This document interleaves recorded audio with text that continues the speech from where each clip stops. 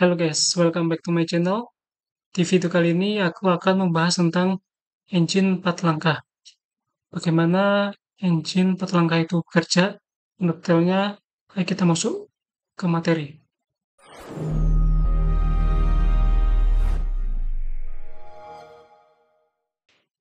Oke, yang pertama, ini adalah tampilan engine dari samping ya. Jadi, kenapa disebut 4 langkah? Karena memang ada 4 step untuk satu kali siklus engine itu berputar. Yang pertama itu ada intake, yang kedua ada kompresi, yang ketiga ada expansion atau langkah usaha ya. Yang terakhirnya yaitu langkah exhaust atau langkah buang. Oke, kita bahas satu-satu. Yang pertama langkah hisap atau intake. Nah,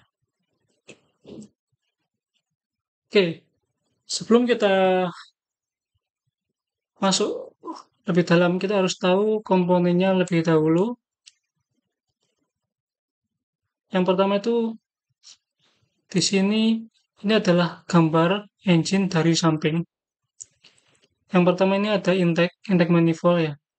Kemudian ini ada exhaust. Kemudian yang ini itu namanya piston. Di bawahnya piston ada conduit. Nah, yang samping ini yang menghubungkan conduit ini namanya crankshaft. Dan yang samping-samping ini namanya engine block cylinder. Yang atas namanya head cylinder. Yang pertama yaitu langkah hisap. Kenapa dipanggil langkah intake atau hisap? Karena memang posisinya menghisap. Jadi piston ini itu bergerak ya. Yang awalnya di atas, tem A, titik mati atas menuju ke TMB, titik mati bawah. Nah, jadi arahnya itu ke bawah sini. Sementara intake valve-nya ini dia itu membuka. Kelihatan kan kecilnya ada gap-nya kecil. Nah, di sini. Nah, itu membuka sehingga udara segar yang ada di luar itu masuk. Itu masuk ke ruang bakar, ke silinder, ke dalam silinder ini. Karena ada daya vakum yang ditimbulkan oleh piston yang awalnya dari TMA menuju ke TMB. Disitulah terjadi langkah intake atau langkah isap. Nah, begitu. Jadi valve-nya kebuka, pistonnya dari TMA menuju ke TMB. TMA itu titik mati atas atau top dead center, kalau TMB itu titik mati bawah atau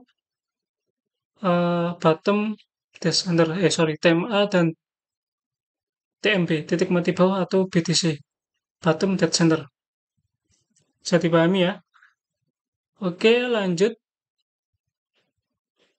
Nah, di sini adalah langkah kompresi. Kenapa disebut kompresi? Karena piston ini yang awalnya tadi di bawah, setelah langkah hisap, dia itu menuju ke atas lagi. Dari TMB ke TMA. Dari titik mati bawah ke titik mati atas. Tapi, kedua valve intake dan valve exhaust ini tertutup. Sehingga udara yang sudah masuk ke ruang bakar ini tidak bisa keluar. Dan didorong oleh piston yang mengarah ke atas. Sehingga apa? Sehingga udara yang masuk itu terkompresi. Makanya disebut langkah kompresi. Sebelum piston ini tiba di TMA, di titik mati atas, berapa derajat ya, sekitar 10 derajatan lah. Tapi tergantung produknya. Ada yang 10 derajat, ada yang 15 derajat, tergantung sebelum. Jadi ini derajat ya. Nah, kalau aku tarik derajat di sini, ini sekitar 10 sampai 15 derajat ya. Nah, ini sudutnya. Itu injektor menyemprotkan bahan bakar, menyemprotkan fuel di sini.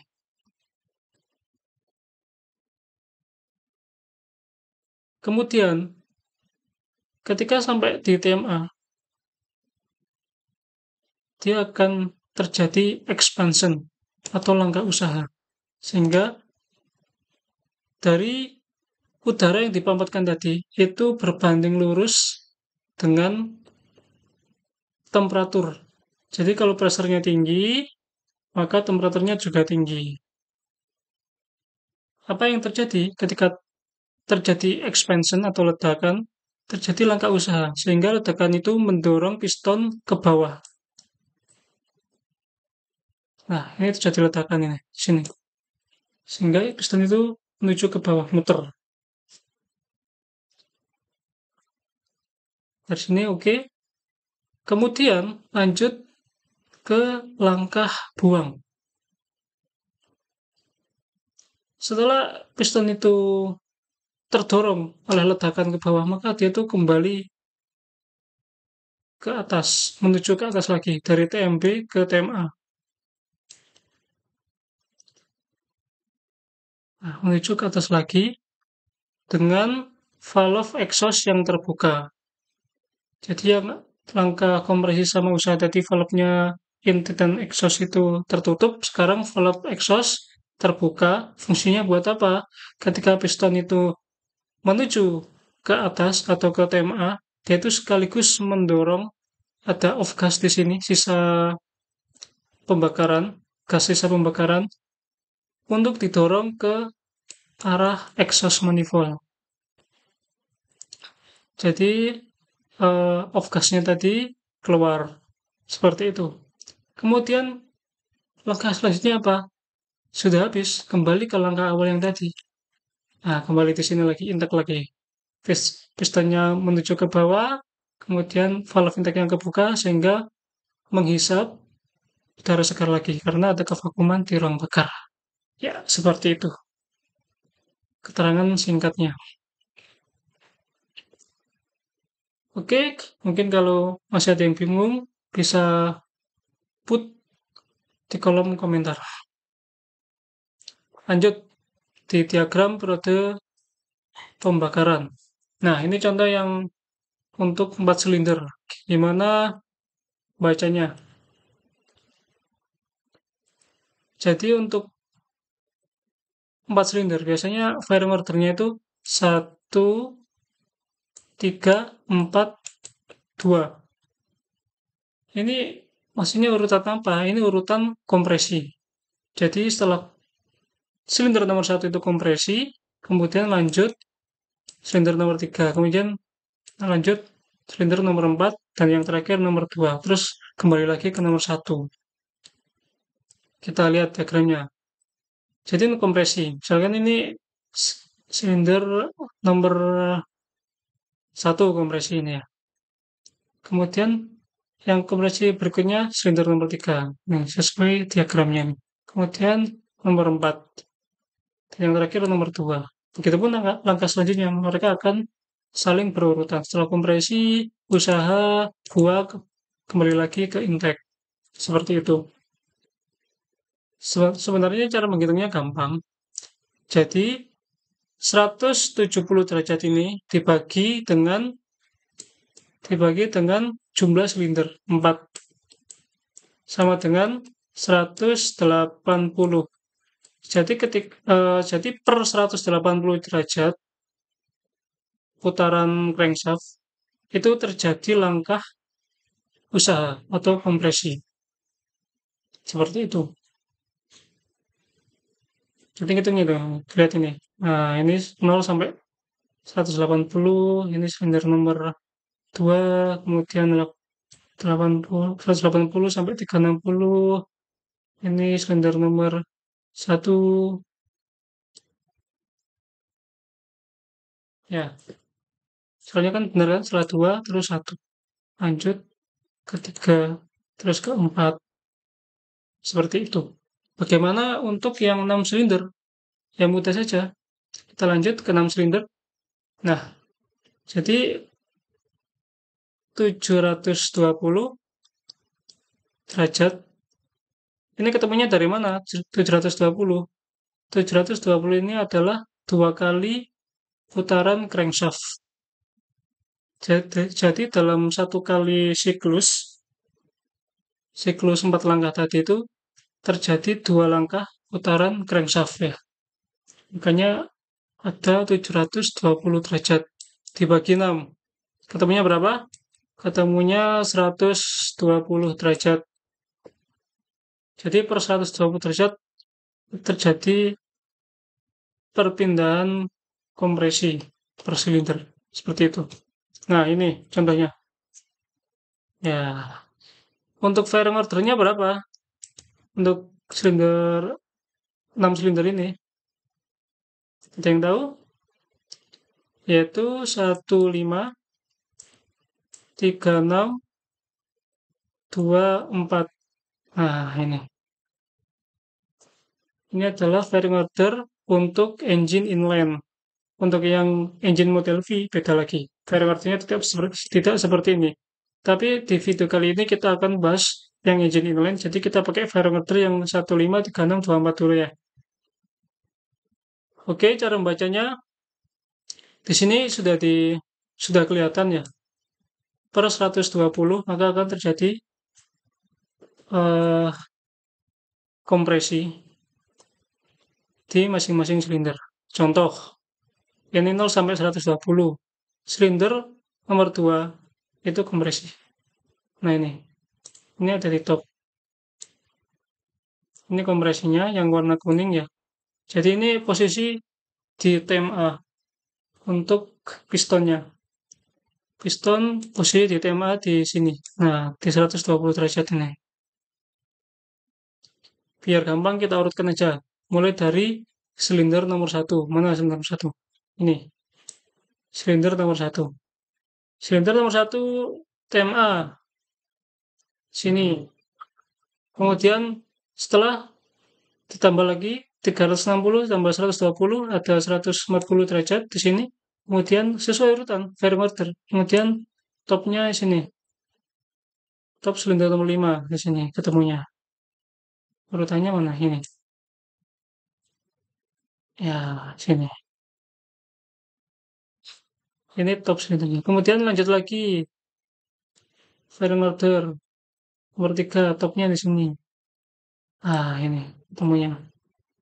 Jadi per 120 terjadi langkah kompresi di masing-masing silinder secara berurutan. 1, 5, 3, 6, 2, 4 sesuai ini. Jadi per 120 dia akan kompresi. Seperti itu. Begitupun dengan langkah yang lain. Setelah kompresi, kemudian usaha, kemudian buang lagi. Setelah itu kembali ke intake lagi ya. Oke, mungkin jika kurang jelas atau kecepatan bisa put komentar di kolom komentar ya.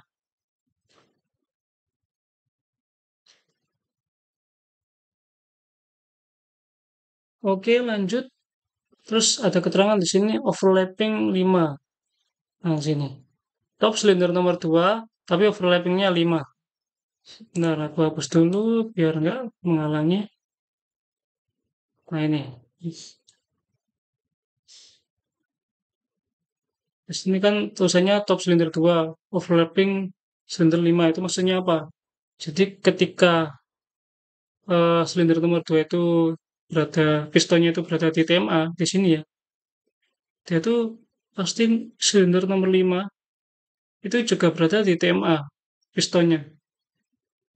Itulah yang disebut dengan overlapping. Jadi sama-sama di TMA, silinder nomor 2 di TMA, titik mati atas, silinder nomor 5 juga TMA, tapi beda siklus kerja. Untuk yang silinder nomor 2 ini, dia itu melakukan langkah kompresi, tetapi untuk yang silinder nomor 5 ini, dia itu pistonnya di TMA, tapi melakukan langkah buang, seperti itu. Jadi sama-sama posisinya di TMA.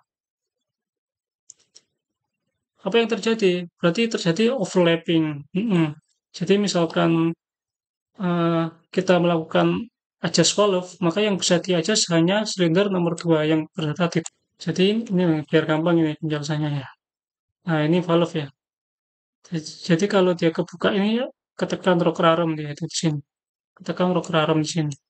Jadi ada push rod, ini push rodnya di sini ada bawahnya push rod ini ada camshaftnya neken, akhirnya neken push rodnya neken rocker armnya neken valve sehingga valve-nya kebuka. Nah kalau posisi overlapping, valve-nya ini yang exhaust ini kebuka, kemudian yang intake ini juga kebuka juga. Jadi sama-sama ketekan valve-nya, makanya nggak bisa di-adjust valve-nya. Kalau yang posisi top, lah seperti ini. Ini free semua, ini nggak ada yang neken. Antara rocker arm di exhaust atau intake ini nggak ada yang neken. Jadi free, makanya bisa di-adjust gap-nya di sini. Kalau yang intake biasanya 0,3 ya gapnya. Kalau exhaust 0,5 atau 0,6. Itu sih tambahannya. Sebenarnya kita harus tahu ini, langkah-langkah ini ketika kita akan melakukan adjust valve. Fungsinya di dunia kerja seperti itu. Oke guys, terima kasih sudah menonton video ini sampai habis. Semoga bermanfaat. Jika masih bingung, bisa put di kolom komentar ya. Pertanyaannya apa, biar aku jawab dengan video juga.